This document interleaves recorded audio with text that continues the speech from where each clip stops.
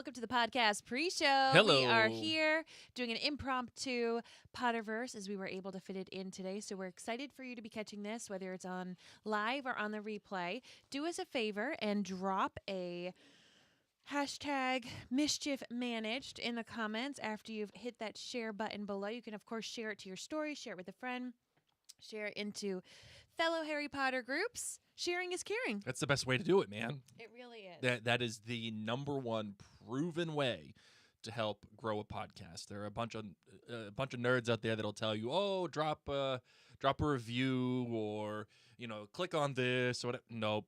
It's all about word of mouth and having the ability to share your favorite thing. So if it is us, great. Thank you so much. Please do consider sharing, as Mary just said.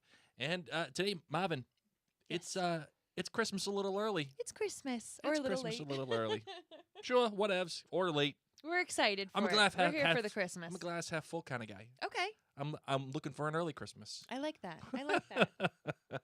So yeah, we're here. This is really more of a fly on the wall experience. If you are watching us live, thank you so much for doing so. Mary and I are going to be recording our podcast, and please do have some conversations in the comments as you normally do. Hopefully we'll get a chance to read them. If not, like I said, this is a fly on the wall experience. You get a chance to watch us record the podcast and the process that we undergo. There's going to be some mess ups. There's going to be some screw ups, more than likely. It's just the beauty of live podcasting, ladies and gents. All right, Marvin, are you ready to make a podcast? Let's get ready to rumble. All right, let's do it, shall we? We shall. 10 seconds for... Room tone.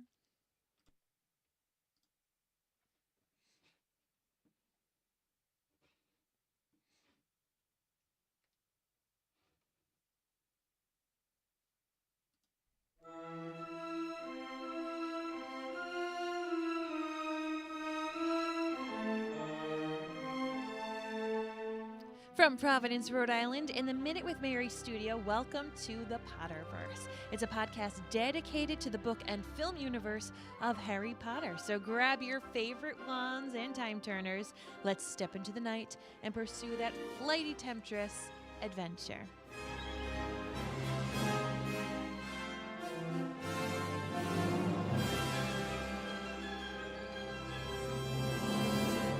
Hello, everyone, and welcome back. My name is Mary Larson. My name is Blake, and I genuinely really like Ginny in this chapter. She suffers no fools. Yep.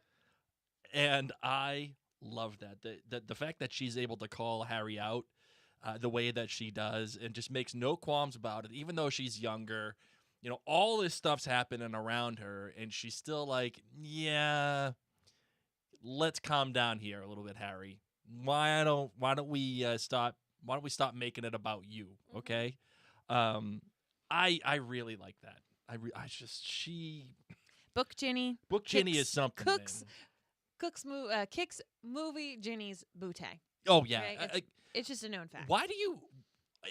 Before we get into this whole chapter, okay. Why do you think, honestly, Book Ginny is just so much better than movie Ginny? Like, I don't think it's Bonnie Wright's fault. No, I agree.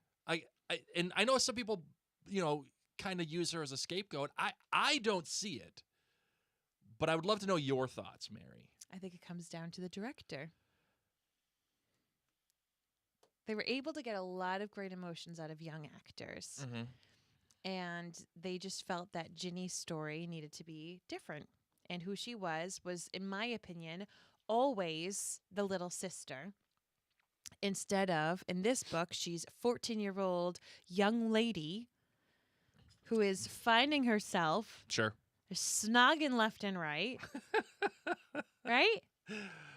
Let her be. Let her be, and let her be her cool person and amazing, confident woman that she's becoming at 14 years old and beyond. Yeah, and it's funny that you say the director, Mary, because this is the first movie in which Ginny really starts to have, like, a character. Yeah, instead of, have you seen my jumper? Yeah, or, like, laying down on the Chamber of Secrets. Like, she actually has something. Mm-hmm. And there is, I think, I think there is something to the director idea, Mary, because it's this movie that David Yates starts taking over all of Harry Potter. I mean, from this movie all the way through Magical Beasts, all of it. So it might be fair to say that. Yeah. I'm not saying that it is, but it where might I'm be going. fair. That's where I'm going. Is that his team just didn't. They just got Ginny wrong. And maybe it's because they knew Bonnie right, and maybe they wrote Ginny in the movies to match Bonnie Wright's character. Fair. Rather than challenging Bonnie and working with Bonnie to be more of the Ginny that we know and love from the books. Amy here on Facebook, that she's watching us live, she says, because Steve Kloves loves Hermione so much, and another kick-butt female would take away from Hermione. Hey, that's fair. I think that's fair, too. Like, there's only so much room for one alpha when it comes to the chemistry, if you will, of the films. I think Luna has a great characterization, but she's not the alpha. You know what I mean? Yeah, no, I get it. So, okay, fair enough. Fair enough. It's just I just want to throw that. I want to have that conversation and see, what that looks like. I just think the whole team. I think the whole team probably saw Bonnie Wright grow up, and couldn't write her and direct her in a different way. Fair. It almost kind of reminds me of Arya Stark in Game of Thrones. I mean, they did write her one way in the show. They did write her one way, and I will definitely say that it was weird to see her acting in an adult manner, if you remember, if you know what I mean, Mary. Yes. Because, you essentially watched her grow up in Game of Thrones, like quite literally. But, good. Interesting factoids or interesting takes, Mary. I appreciate it. All right, Marvin, you ready to get into the show? You got anything else you want to talk about before we get ready? No, that's it. No? Okay. Isn't it? Aren't I supposed to introduce the title of the chapter? Yeah. Well, I wanted to make sure we got it all off of our chest. Yeah, okay. So we are at chapter 23, Christmas on the Closed Ward in Order of the Phoenix. And I'm going to lean into that quote that you brought up. Well, it's a bit stupid of you, said Ginny angrily, seeing as how you don't know anyone but me who's been possessed by you-know-who, and I could tell you how it feels. Harry remained quite still as the impact of these words hit him. Then he wheeled around. I forgot, he said. Lucky you, said Ginny coolly. I'm sorry, Harry said, and he meant it. So do you think I'm being possessed then? And then they go on. But Ginny, angrily and then coolly, lucky you. Do you stand by Ginny in this Yes. in this instance? 100% stand by Ginny. Oh yeah, I kind of agree with you. Rightly so. All right. So, you ready to get into the show? Harry kind of earned that one. He sure did. All right, let's get into the show. I solemnly swear that I'm up to no good.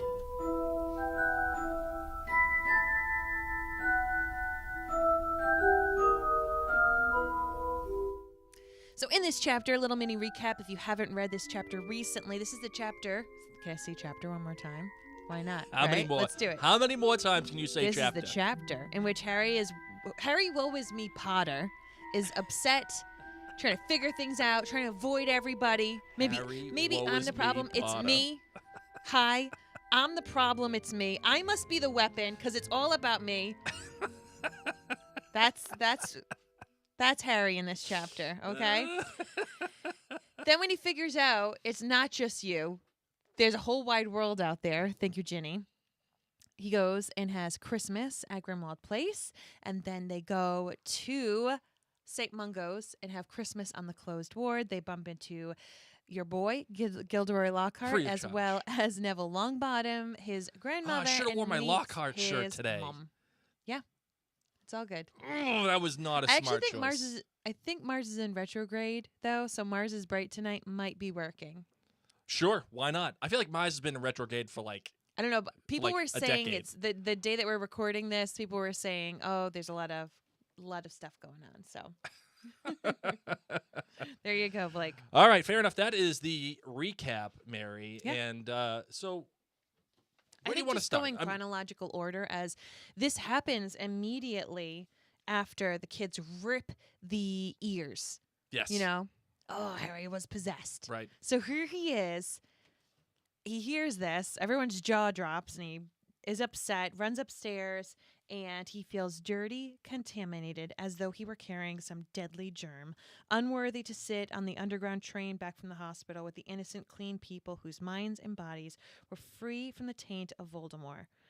I love Harry's thought process during all of this. There's Yeah. even a point where he thinks about Quirrell back to book 1. Yeah. And he's like, oh my gosh, I knew someone who had Voldemort in his head, but he was on his head, not just in his head, on his head. And Harry actually goes and touches the back of his head. Oh, yeah. Imagine that feeling, being like, wait a second. Oh, wait, hold on. Let me check. Do I got... Oh my God. Is there a nose there? This happened before. Time is a flat circle. And he's just having all of these things running through his head without someone to talk it through with until Trio and Ginny come on up and show him what's up. But nobody else really does understand this. To his, aside from Ginny, he thinks like maybe Quirrell would have known this feeling. Sure. And then he starts to think, is he an animagus? Is Voldemort able to shapeshift? And if so, could Voldemort possess him and make him into a snake? Like, the thought process this 15-year-old goes through.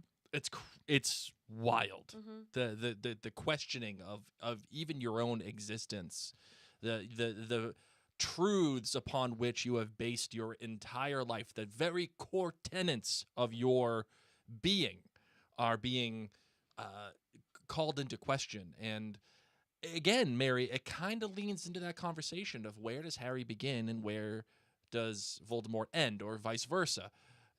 It's natural, I think, to have that conversation, especially in this book. Mm-hmm. Yes, we do know that Harry is Harry, Voldemort is Voldemort. Voldemort isn't necessarily possessing him, but there's something there. Massive connection, exactly. And how much influence does that connection have over Harry in all of his interactions? Well, no one is talking this through with him. Right. Okay? This is massive, and he's putting pieces of a puzzle together by himself. And what he has heard is that Voldemort needs a weapon that he doesn't have. And Harry begins to realize, I'm the weapon. Once again, it's me. Hi, I'm the problem. It's me. Yeah, right. I'm the weapon. I'm constantly around the Order of the Phoenix. Voldemort could just be listening to my thoughts right now. What I have to do is leave. I need to protect everybody. I could turn into a bippity-boppity-boo snake at any moment and bite someone else. Mm-hmm. And if nothing else, he's going to hear, potentially, everything that I am listening to. Sure. All the people that I care about. So Harry decides to somewhat selflessly get ready to leave Grimmauld Place. Right. And again, how could you not want to leave? And this is, I think, pretty prescriptive of Harry throughout the entire series, where it's like, no, I'm going to leave. I'm not going to stick around. No one else is going to die for me, or I can't be around it. Like, imagine that isolation that you must feel. I know, Mary, we've talked in the past, especially in book 3, when Harry's sitting at the bench and he's just kind of waiting for the night bus. He's alone. No one's there. And then eventually, of course, he runs into Sirius unknowingly. And at that time, we said this was... He's not waiting for the night buses. He's just... Yeah, he's just waiting. He's running away. But yes. He doesn't know what to do, so he's sitting down. At that time, Mary, you and I had a great conversation of, is this the lowest that Harry is? And is it the lowest that he has been up until that point? And you and I think from what I remember, we concluded that, yes, that was the lowest that he had been. But I got to tell you, the way that the author describes his feeling right now, especially that being unclean and dirty and feeling like he has to isolate himself because he doesn't feel safe, this feels like it kind of surpasses the loneliness and the emptiness of just sitting down and then all of a sudden the night bus appearing. What do you think? I don't know. That's a good... The way that I read it is I just want to grab Harry by the shoulders and be like, come on, man, learn how to communicate. Because it's not... he's viewing everything through his own eyes, and he's not realizing that there are people that care about him, but he's seeing it as, oh, they don't want to come up and potentially get bit by me. When really, maybe they're just trying to let him sleep. You know, they probably do Sure. want to talk things through with him. They obviously brought him to their house. They're not that afraid of him. So I think he's just unaware. I don't know. Personally, I don't know if he's at a level of sadness. I think, of course, it's going to come later on in the book. This one I would see more as angry and afraid. We're working out of a place of fear. Yeah. Well, I And- wouldn't say sadness. When I say low point, I Okay. mean like this is Harry at his most. Because when I think low, I think sad, depressed, and Well, yeah. unable to do action. And to me, this is coming more from a place of fear where there is action. It's not well thought out action. And thank Well, goodness low point gracious, can be scared. Yeah. Scared. Yeah. Being scared as well, right? So like, think of like the Blair Witch Project, right? Like when the girl's sitting there and she's got the cell phone looking up at her nose and it's all she's crying. I'm so sorry. That's her low point as she's running through the woods and about to find her buddies in the little shed. Mhm. That's the low point. That's not about being sad or being depressed. That's I am terrified and I'm alone right now. So I guess I'm kind of going along those lines. I guess to me, it's like I almost am numbed to Harry's low points because he's had so many. I know he's going to have so many more. And like you said, Blake, that there's times where he does kind of take on this whole sacrificial, I need to go so that nobody else pays this price. So it's hard for me to say, but I could appreciate if that's how you feel, that this, as of at this moment, you feel like this may be his lowest point from here and previously. What I got to tell you, though, is to me, it's so quick Mhm. that I almost don't feel like there could have been a low yet. That's Mm. just so frantic and figuring things out. But thank goodness for Phineas Nigellus, Yeah. which, let's be real, no one would ever think that we'd be saying that. No, Thank that's you, Phineas Nigellus. But PNB, Phineas Nigellus Black, yeah, PNB. he speaks the truth in the most snobby of ways that you question yourself if this guy potentially is related to Snape. Sure, exactly. No, like all people, you are quite sure that you alone feel and think. You alone recognize danger. You alone are the only one clever enough to realize what the Dark Lord may be planning. Flippin' love it. I just love it. You know what? And he's not wrong. Hashtag not wrong. No.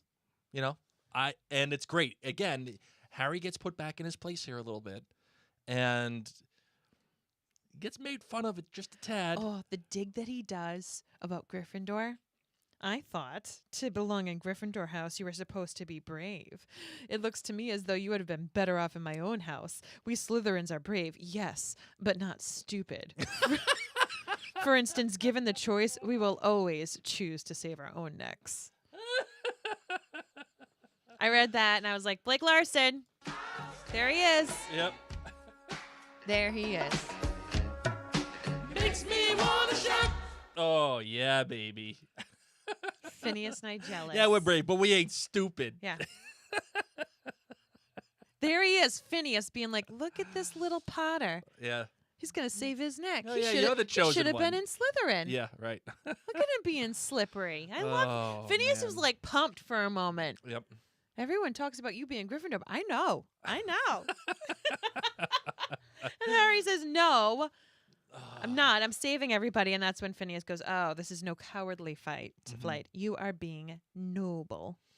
Well, by the way, I've got news. And he pulls like an April Fool's Day prank on Harry. Mhm. And Harry's like, well, what's the news from Dumbledore? Harry's so excited. This is what Harry needs. Harry needs what? Did I just say he needs, Blake? Communication. Yes, someone to talk to. Okay. Or someone to talk to him. Phineas knows this. Phineas, you could see him in his portrait drumming his little fingers or having his arms interlocked, his hands interlocked, spinning his thumbs Just with the waiting. biggest Cheshire cat smile.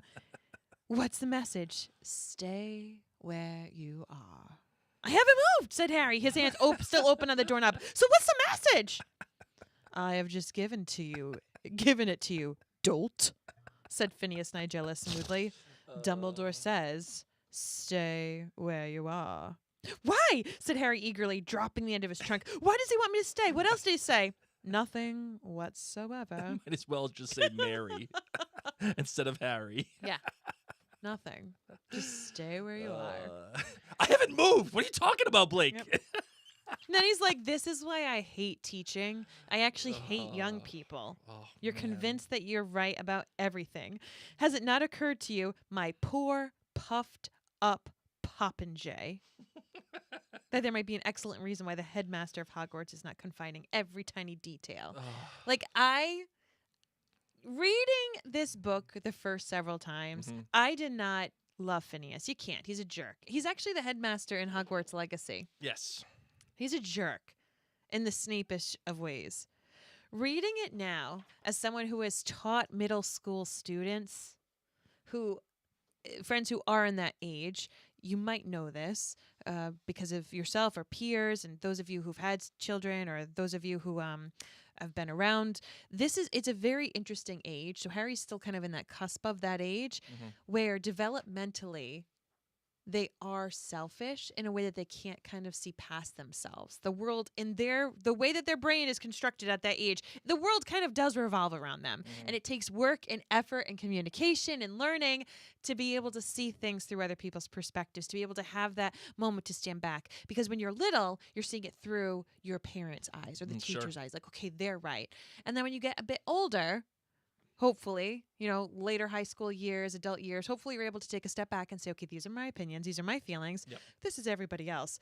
But in this lovely preteen, early teen age, developmentally, while you're going through hormones, while your body grows overnight and you just bump into tables and chairs because you're like, where did that extra foot come from? While you get hairy and smelly and everything. So smelly. It is so hard to take a step back and see things from other people's perspectives. Yeah, to see anything other than you. It's hard. And so for Phineas to say this, reading it now, 42-year-old Mary, And you know what? Here's the one that I love, Mary, and I'm so glad that you wanted to get into this because, like, I wanted to talk about all of this, but I was okay to not. Okay. But I'm so glad that you did because Harry says, he is planning something to do with me then, said Harry swiftly. Did I say that? Said Phineas Nigellus, idly examining his silk gloves. Like, picture this. A guy just sitting there looking at his gloves going, did I say that? Yep. Like, not even looking at you. Now, if you will excuse me, I have better things to do than listen to adolescent agonizing. Adolescent agonizing. Good day to you. His Good alliteration. afternoon. Good afternoon. My poor puffed up popping Jay. I don't want to listen to this adolescent. What is it? Agonizing. Agonizing. Phineas Nigellus has been sitting in his portrait for decades. Just waiting for this moment. Waiting for zingers that he can say. And he's just dumped them all Because on Harry. he sat there. He's like, I wish I could have said this to these kids. I wish I could have done this. I wish I could have done that. It'd be fun if I said to someone, my poor puffed up popping Jay. That would get him. That would get him. It's the alliteration that does it. Yeah. And here he is. He just drops all of them on Harry. And what, Blake, you feel like is Harry's lowest moment of his life so far. Well, it kind of is. No, I know. And so that's what I'm just saying. Phineas is just pouring it on.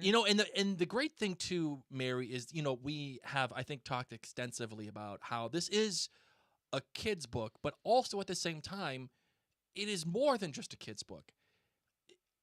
Yet the author does a phenomenal job of translating these experiences and these emotions into a rubric or some kind of language that kids can understand, right? Kids can understand the idea of feeling dirty and unclean.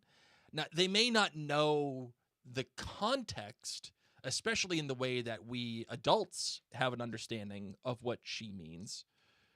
But kids can get this feeling like, oh, I feel dirty. Like, I feel this ain't right. Like, I got to get this off of me. Like, not great. And then I think kids can understand, too, of just getting the business from an adult and being like, you're not important. I'm moving on.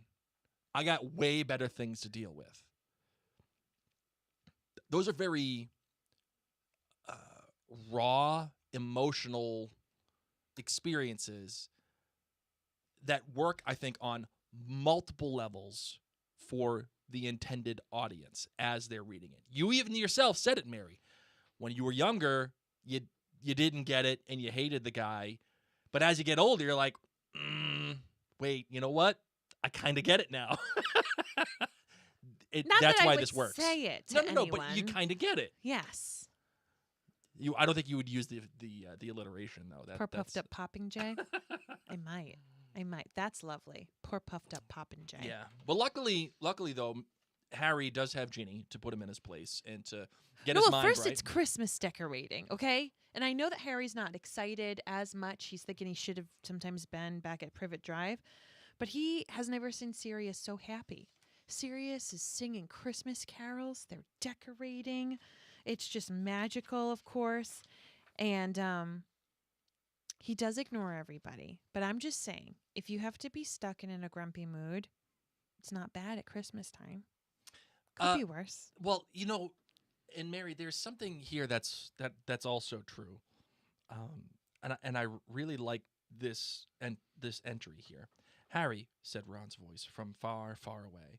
Mum says dinner's ready, but she'll save you something if you want to stay in bed.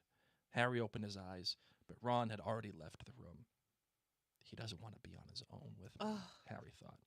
Not after what he heard Moody say. He supposed none of them were there anymore, now that they knew what was inside him.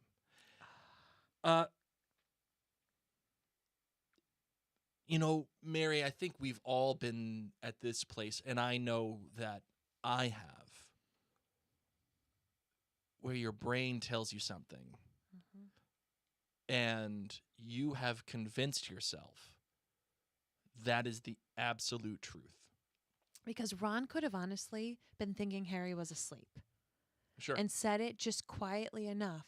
Hey, Harry, if you're awake, you can come and eat. If not, no worries, she'll save you something. But when someone's napping and you're like, I want to still acknowledge because maybe they're awake. Sure. So I'll say something quietly. It's not like Harry says anything in response to Ron.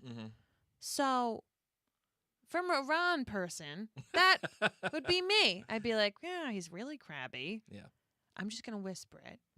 And if he hears it, great. Because the last thing you want is a crabby woken up from a nap Harry Potter right now. No, that's okay? Caps Ron lock knows. Harry. Ron knows caps lock Harry. He does not want caps lock Harry. Yes. Yeah, I have certainly been there where it's like, no. You tell, and it's a weird thing. And for our younger listeners, as you get older, there are things that feel like are conspiring against you.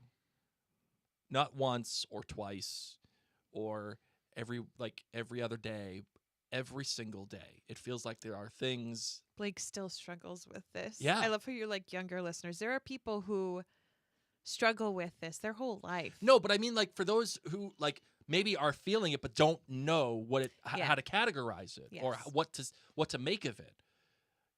There are things that you feel like conspire against you all the time. And what Harry needs to know at this point is something that I've been told, and I think rings true for everybody. That is, you are not your thoughts. Harry is not what he thinks he is.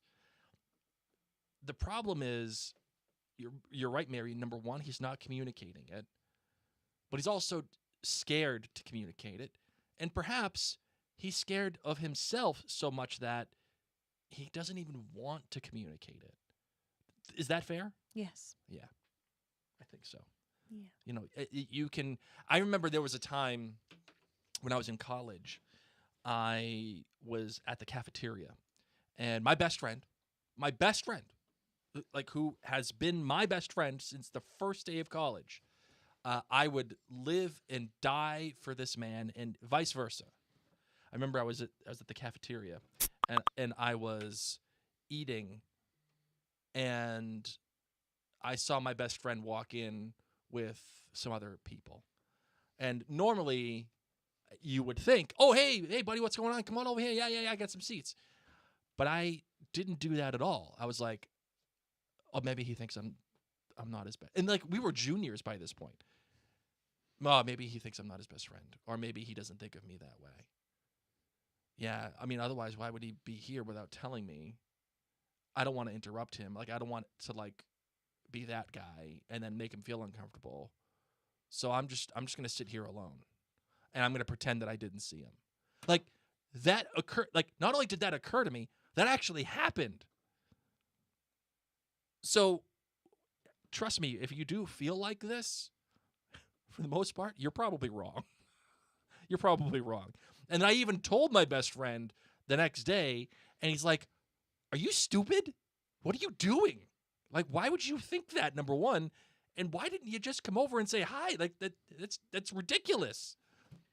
So I don't know. I just Everyone when views I read things- this, that's what I thought of. Yeah, everyone views things through their own lens, and it's hard if you don't have the context of everybody else. And thank goodness that the women come into this equation. Okay, Thank goodness. Hermione comes up, Yeah. and she's just like, "Enough of this, Harry. Wake up." Yeah. Okay. Is it something of Ron's?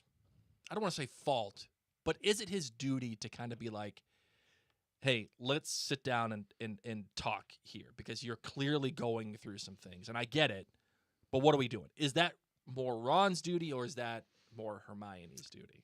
I don't think it's anyone's job to have this conversation. Okay. I think that Ron and Harry have their own relationships, and neither Ron nor Harry, as we will see in subsequent books, are great about talking about their emotions with each other. They spend so much time with each other. Think about it. They room together. They have every class together. You know, they're on the Quidditch team together. Like, these guys are nonstop. So if Harry's going through something that he isn't yet ready to share with Ron, I think Ron and he have an understanding that you don't need to ask. Mm-hmm. And probably he'll tell Ron at some point. Yeah. But he same thing. We're gonna see as he continues to have cranky feelings, and then Ron has cranky feelings. These boys don't communicate very well. Fair. Okay, Fair. so I'm saying like it's not Ron's job. It's nobody's job, honestly, except Harry's. You can only control yourself. You can't make anyone in control or blame anybody for not doing something when that's not their job. But thankfully, Hermione, who knows these two boys, I'm Yeah. not an owl. You know, she knows that this is what it's like. So she has to be the one that breaks the ice, comes in, calls a spade a spade. But Hermione's been able to have these hard conversations. She even just straight up asked Harry, "Did you snog?" You know, with Cho Chang. So Hermione is the straight shooter, as is Ginny. So I'm really proud that she comes in, took the night bus, gives Harry a fun little inside scoop. Yeah, I'm not skiing. I hate it. Yeah, right. Please don't tell Ron.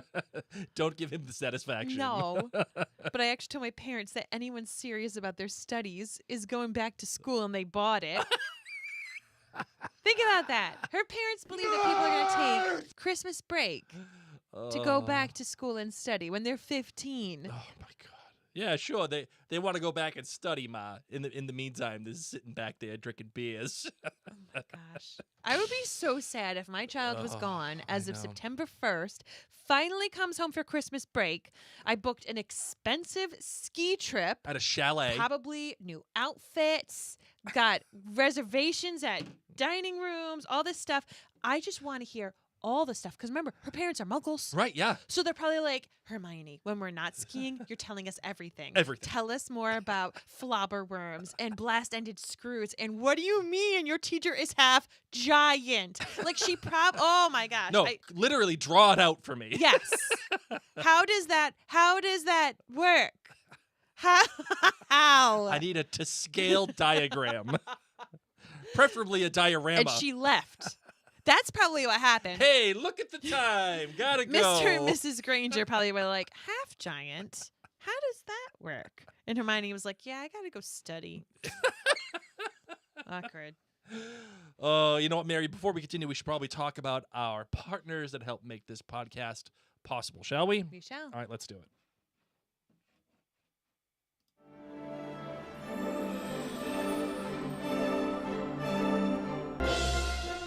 All right, my friends, you've heard us talk about D&D Adventure Club, and we gotta tell you, if you haven't checked it out and you have someone in your life who enjoys fantasy, enjoys playing games, maybe they like acting and improv and have a creative bone in their body, maybe there's someone who loves kind of playing games where you get to work together as a team, or if you know someone who's ever shown interest in Dungeons and Dragons but then tried to look into it and was completely overwhelmed, you need to check out D&D Adventure Club. Yeah, because if you go to D&D Adventure Club, you'll get an experience where D&D can be overwhelming. Trust me, I know, I get it.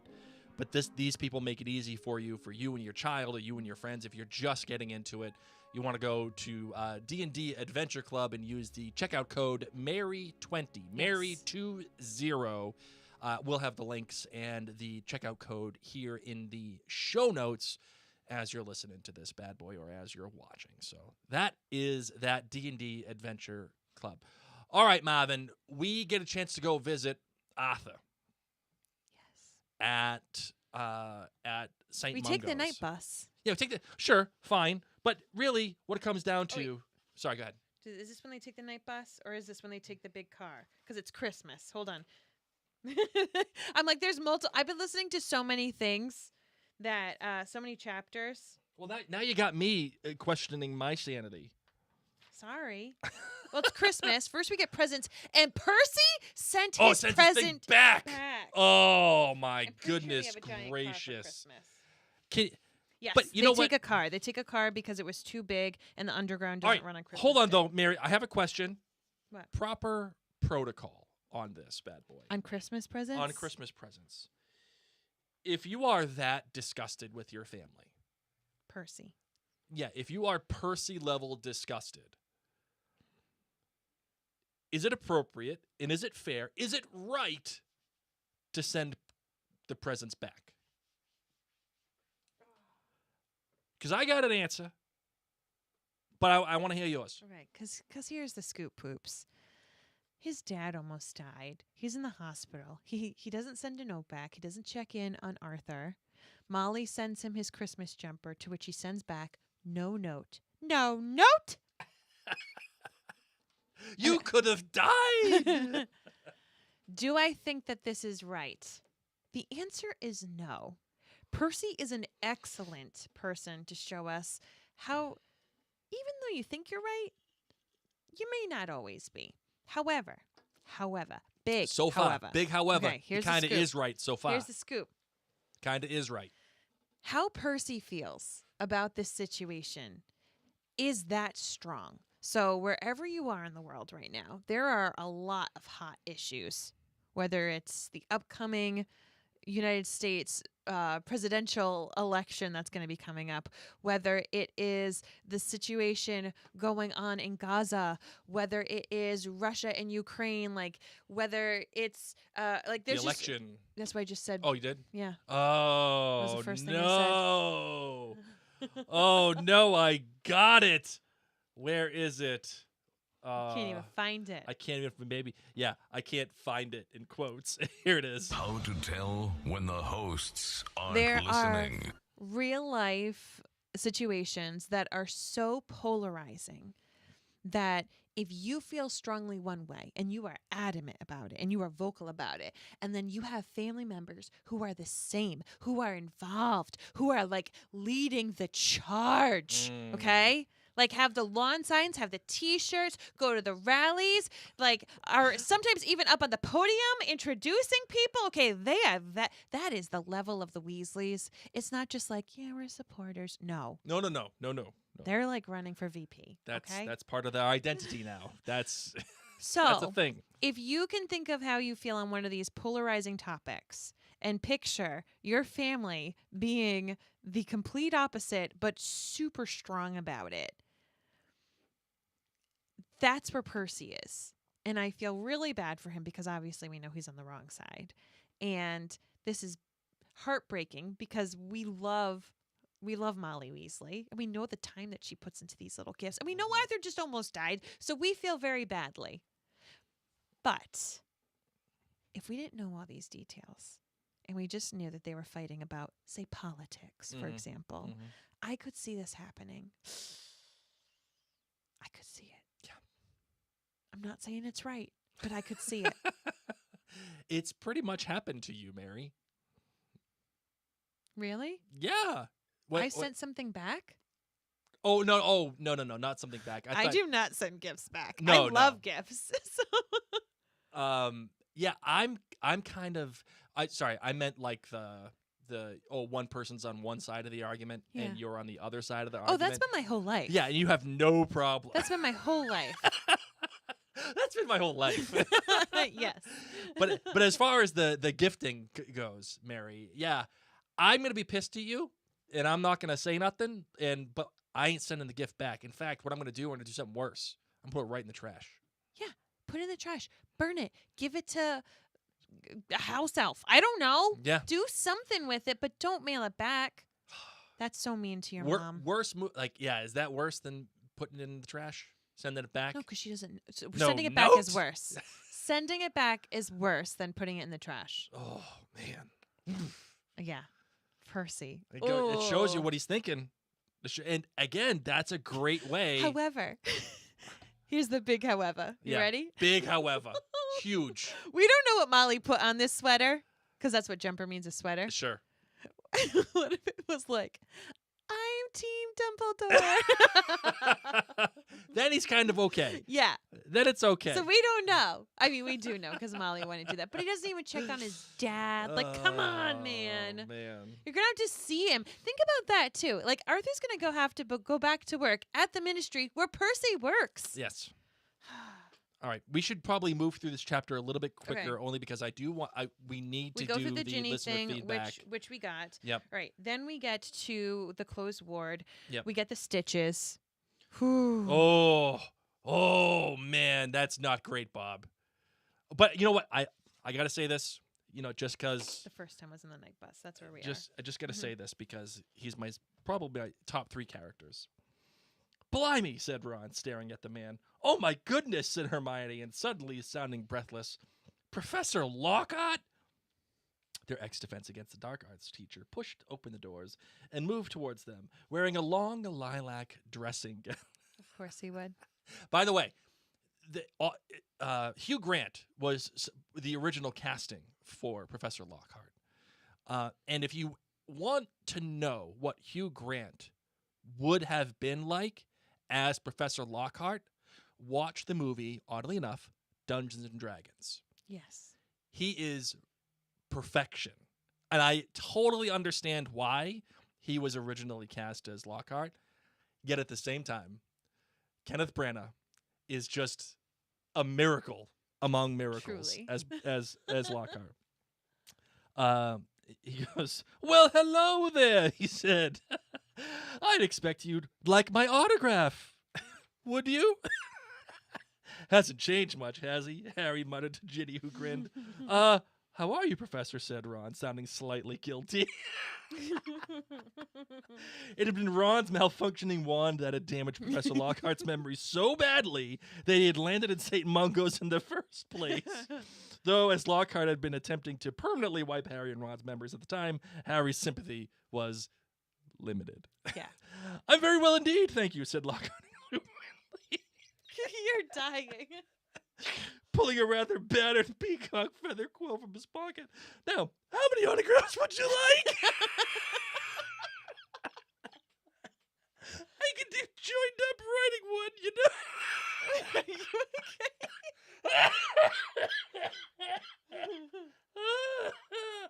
Oh man.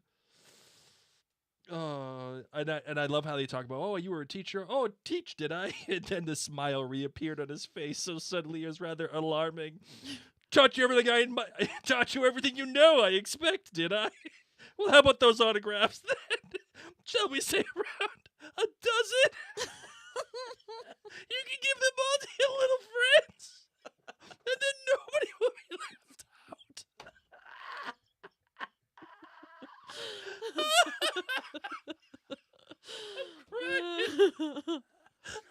How about those autographs? Oh, my goodness gracious.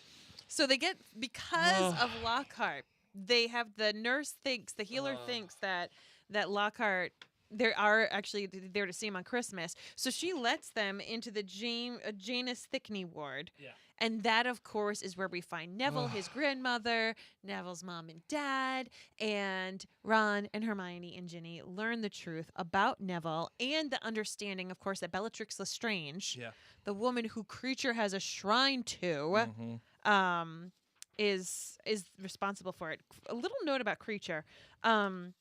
Hermione made something for Kreacher, and then they go to his bedroom, which is a dingy door in the opposite corner of the pantry where Harry had never seen open. They go inside, and most of the cupboard was taken up with very large old-fashioned boiler, the floor's space underneath the pipes.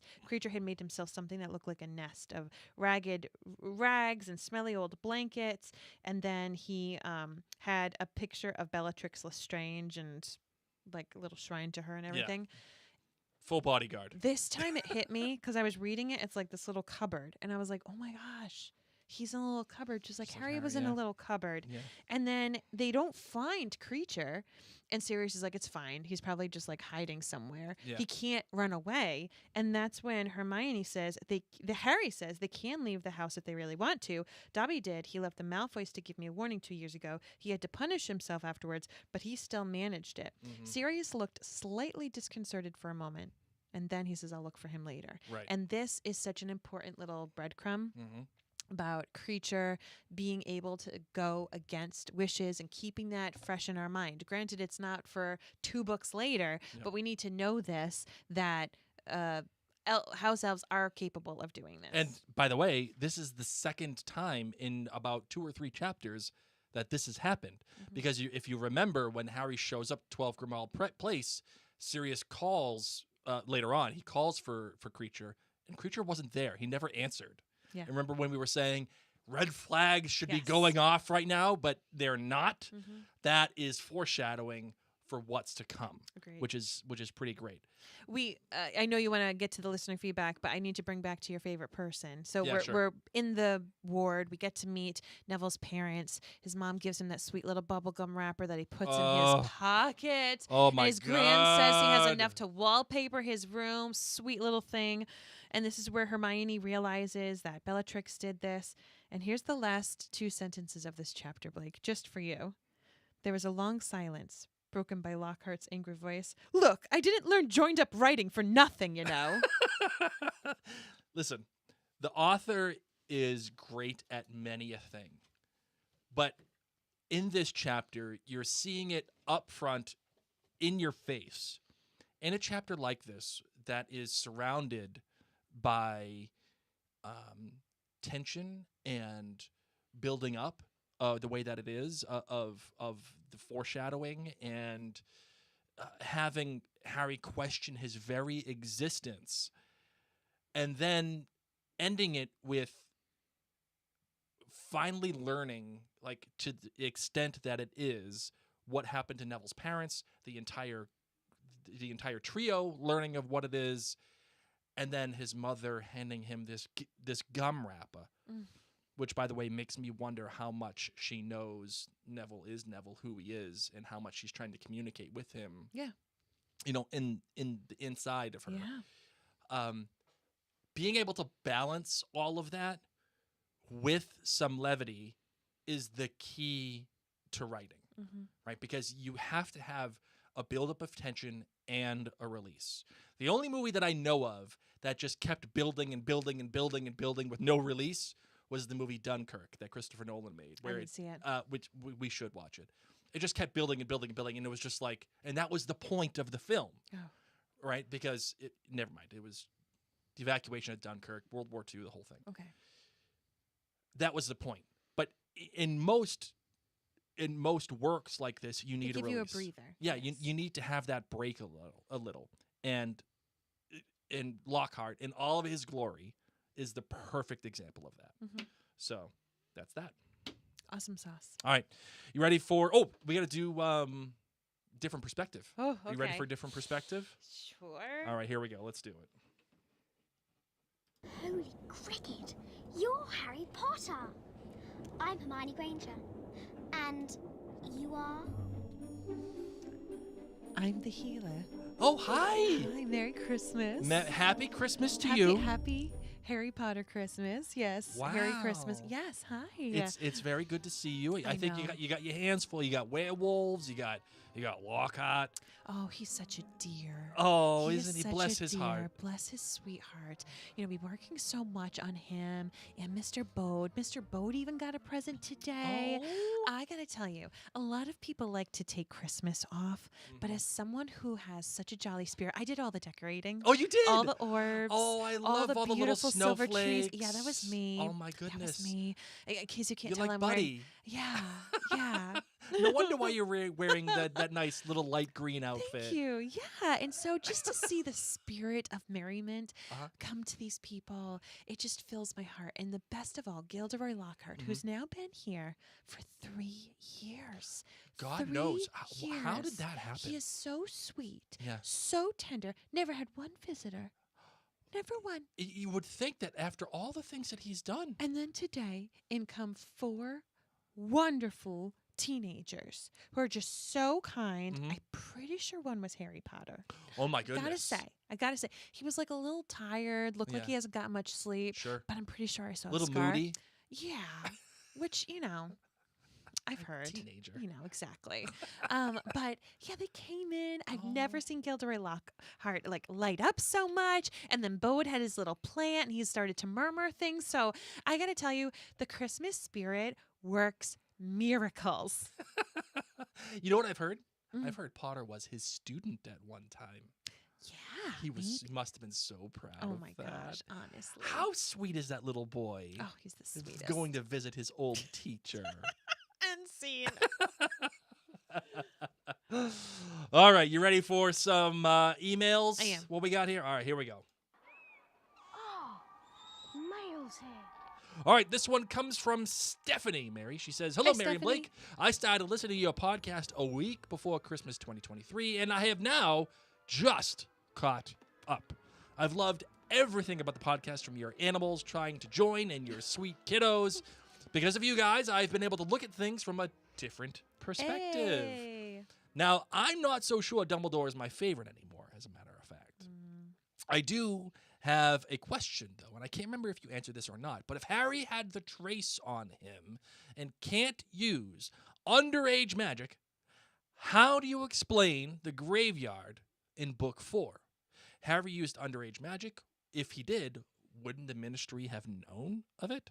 Oh, and by the way, I'm a Hufflepuff, married to a Slytherin. So I laugh a lot because of the way you guys talk in the podcast. It reminds me so much of my husband and I. Aw. So, yeah, it's a privilege to be married to a Slytherin. I'm just going to say that. It's a privilege. Yeah. All right, so, Marvin, the underage magic and the Ministry knowing that he had used it in the Graveyard. trace in the Yeah. graveyard. Thoughts? Yeah, I already know. Okay, well, what is it? Okay, so the graveyard was the graveyard of the Riddle family. And of course, they were able to utilize, like, Voldemort was already there, and there was some magical things. The trace really is happening a lot, like, when you're in a Muggle area. Okay. And so Voldemort had already been there, and he probably put, like, an anti-trace thing. But I think it's like when you're in a magical dwelling or somewhere where there's already been adult magical people, it doesn't count. It's just if you're, like, in Muggle households. Okay. And to me, that wasn't a Muggle household, that probably Tom Riddle Jr., little Tommy, would show on up there. And I don't know if graveyards in general can have a trace on them, but I feel like if there's magical people or magical family members, then it's even turned off. I feel then. like graveyards is one of those places that probably, like, has a lot of magic around it to begin with. Yeah. So, like, it's just one of the highway version of Yeah. magical things happening. Because, like, we don't see the trace happening in the Burrow, for example. If you're in a magical household, it's not going to be Right. going off. Right.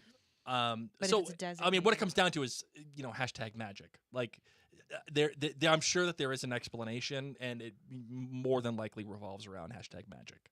Yeah. So, all right. This one comes from R. Hi, So- R. It says, hi, Mary and Blake. Is it R like Oh, a pirate never or mind. just the letter R? It's neither. It's Renee. Hi, Renee. Renee from Tokyo. Hi, I'm a longtime listener of the Outlander Cast podcast. Oh, where's my Outlander?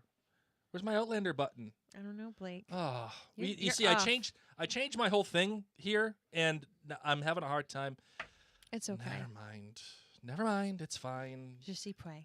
You know, I'm gonna look it up. But you are not. You are not ready. It's okay, Nope. Blake. Okay, fine. Anyway. Here it Renee is. in Tokyo. There we go. There you Got go. it. All right. She says, I found and fell in love with The Last Kingdom through you guys.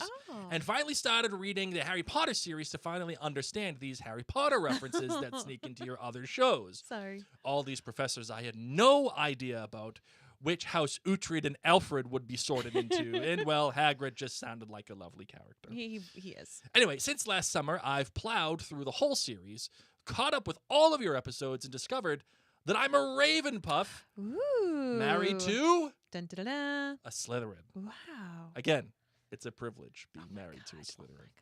my I recently got the new Mina Lima versions to start reading to my kids, who are enjoying it thoroughly. Even took my oldest two to the making of the Harry Potter Museum in Tokyo, which was an amazing experience. We're total nerds now, and thanks to you all. I have a question, though, as I've read through this series. Yes. If Harry's invisibility cloak was a deathly hallow, which provided the wearer with complete invisibility, Yes. how come Mad Eye was able to see through it in the Goblet of Fire? To me, this seems like a major plot hole, but maybe I'm missing something. Just a funny note, when Lupin was trying to comfort Harry and Prisoner of Azkaban when he was trying to produce the Patronus, I love that he says, this is ridiculously advanced magic, when ridiculous is the charm against boggarts who are masquerading as the Dementors. Well, thanks for doing what you do, making us smile and snort with laughter and bringing Lumos with every episode. Marvin, thoughts on The invisibility cloak. invisibility cloak? Maybe it's the Nargles. Okay, no, I'm joking. But in my opinion, I'm going to double check, as I do think that there is something from the author about this. But I think while Dumbledore had the cloak, he was able to do testing kind of with it because he's able to notice Harry when he's under the invisibility cloak. And Mad Eye and Dumbledore were close, so I would not be surprised if Dumbledore also said, hey, you want to take a look at this cloak? Let's see what we can do if anyone else has something like this. Because at that point, he wasn't 100% certain it was the Deathly Hallow. So I can see Dumbledore and Mad Eye Moody doing some little experiments with that cloak in their time. But I will find out. And Renee, on behalf of all Slytherins, I just want to say, you're welcome. Oh, my God. All right, this one comes from Caitlin. She says, I hope you and your family have a lovely Christmas and that your new year will be filled with wonderful things. Aw. I've been following the Potterverse since it first started during Droughtlander, and is actually the reason why I'm now reading the Harry Potter books, as I've never read them before. Yay. I'd only watched the movies. I wanted to share with you a funny story. I was listening to your podcast episode for chapter 15 and got to the part where emails are read. And as you were reading one from a listener named Sophia, my daughter, also named Sophia, she is 4, came into the room and was so excited that she heard her name. Oh. When Mary asked what house listener Sophia was, my daughter was very confused and said, I'm right here in this house. Oh, that's great. That is great. I do have a question for Blake, though. Would rather have detention with Umbridge or dinner with Justin Finch Fletchley? Love the podcast, and I'm so excited for more Potter, Outlander, and Bridgerton content to come. Sincerely, Caitlin, a Ravenclaw. I know what you're going to say, too. It's JFF. You want to know why? So I could just tool on the kid to his face the entire time. I am shocked. Why? Because I thought that you would have detention with Dolores, because automatically as a Slytherin, she'd put you into the Inquisitor squad, and she'd probably give you sweeties. That's a good one, too. You'd probably be like, Malfoy's my best friend. She'd be like, oh, honey, I don't know why you're in detention. Here, let's go eat cake. Come with you. You want Come some more with me. cookies? Yeah, Do you like know cats? what? I'm officially retracting my JFF take. I'm officially moving on to to detention with Dolores. That way I could just get out of it and have some cake. And then you'd probably like laugh with her. Guess who I was supposed to have dinner with tonight? That tool bag, Oh that my power gosh, tool, stop. JFF. Hi, Sophia. I wanted to say a little hello. Yes. This one comes from Mara. She says, Mara. Hi, Mary and Blake. Happy New Year. This is an appreciation email letting you know that all your hard work really means a lot to your listeners. Aw. While listening to your podcast this morning, I was reminded again just why I love Mary and Blake Media so much. You aren't afraid to disagree with each other, and you stand your ground in a respectful way. Side-eye to Blake for his Slytherin-y criticism of the Hufflepuffs, which was fortunately absent in this episode that I was listening to. I loved your different takes on the merits of both book and film for this particular chapter, and I could really appreciate Blake's assertion that Neville finding the Room of Requirement was better than Dobby telling Harry about it. Part of me agrees, but the different perspective nailed it for me. Even better, you were able to follow your own commandment and bookend the show with your analysis. More particularly, I loved hearing Blake's take on the connection between Harry and Voldemort, comparing it to the one between Rey and Kylo Ren in the Star Wars films. As a lifelong Star Wars nerd, this warmed my heart to have that beloved universe brought into this conversation. I spent part of the day thinking about the implications of the Horcrux living in Harry at this point in the series, something I haven't thought about in a long time. Ooh, Mara. This is why I listen to you. You combine the things that I love in a way that make me love them even more. And listening to you is like spending time with my friends who know me best or who just know what references will work for me and aren't afraid to let their nerd flags fly. Aw. While I am a Nerd Clan member, I'm not a member at the level to get Blake's drawing of Hogwarts and Claire Fraser. I was so glad to learn of his existence. Again, combining my passions into a new work of art.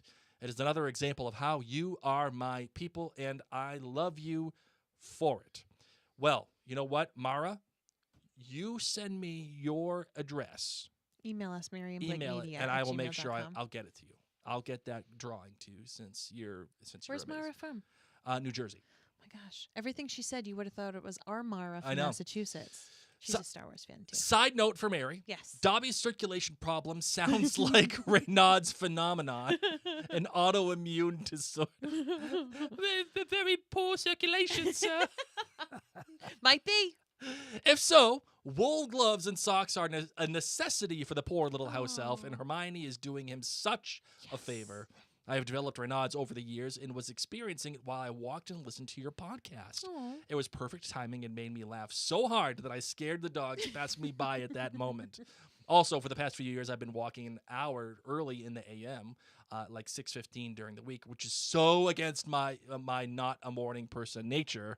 It was hard habit to develop, but it has completely eliminated my seasonal affective disorder. It has totally changed my life. I need to try it. P.S. Can you have Reese create a promo of some kind explaining why kids should watch Percy Jackson and listen to his podcast? I know my daughter would love both, but she is being stubborn and doesn't want to watch because I suggested it. She's an 11-year-old, 5th grade Potterhead who is too smart to listen to her mother. I'm sure she'd listen to him. I think you can listen to the first episode of the Percy Jackson prophecy, and we talk about it a bit before we go into the show analysis. Oh, okay, yeah. So if There you you want go. to check that out, the Percy Jackson prophecy with Mary and Reese instead of Mary and Blake. So that is it for now. We have since I updated this a few weeks ago, gotten way more. But given that fact that we're already at an hour right Yeah. now, let's. I shut do this want to bad boy read down. one iTunes review. Oh, you just Apple dated yourself. Podcasts. Oh man, you dated yourself. Apple Podcast review. Do you like that Okay. I stopped because I know Yeah, I'm you about know to it's say something wrong. wrong. But you And still then do I'm it like, anyway. no, that's the new one, Mary. No, it's not. The Apple Podcast. So, friends, if you enjoy the show, if we bring you Lumos in your time in Knox, not only is sharing caring, but writing us a written review in Apple Podcasts. Yes. Even if you listen on YouTube or Whatever. wherever, going to Apple Podcasts and leaving a written review is one of the best ways for people to find our podcast. Well, not to find it, but just to help them give them more context about the podcast and if other people like it. Oh, okay. Yes. I found one that made me chuckle. It's Okay. by someone who's titled Oakwood Guy, Oakwood guy. Okay. and he wrote enchanting for the title. Oh, okay. And here is what Oakwood Guy, who gave us 5 stars, All right. Fair Right. enough. Mary and her soundboard operator review Harry Potter. Period.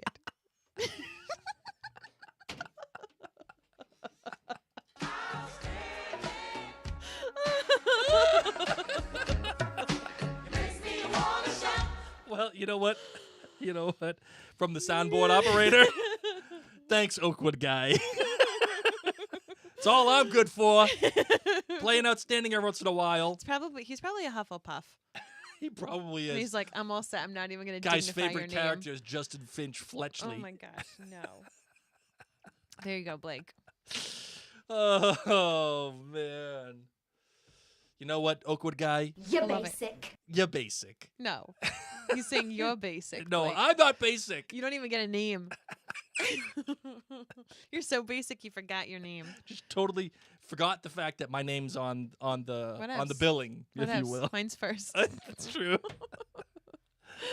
Mr. Mary Larson over here. I'm the bag carrier. All right, let's All right. wrap it up. Let's go. Here we go. Never. I can't do that. I can't do it. Here we go.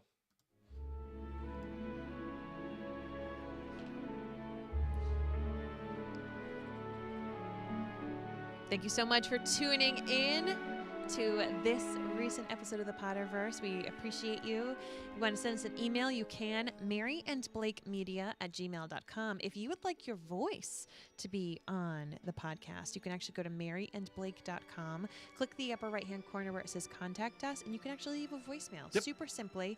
It's about 90 seconds long, so make sure you, in the beginning, say your first name and where you're from, but then go at it, because we love to hear your voices on this podcast. It's my favorite part of podcasting, having other people's voices on here, because your voice is just as important, if not more. Otherwise, than it would ours. just be Blake and I having these conversations at our dining room table. Laughing about Lockhart. Yes. In the In his in autographs. his autograph. And even How doesn't. about a dozen? All your little friends can feel included. Oh my God. On that note, my name's Mary. My name is Blake. Mischief managed. Free of charge.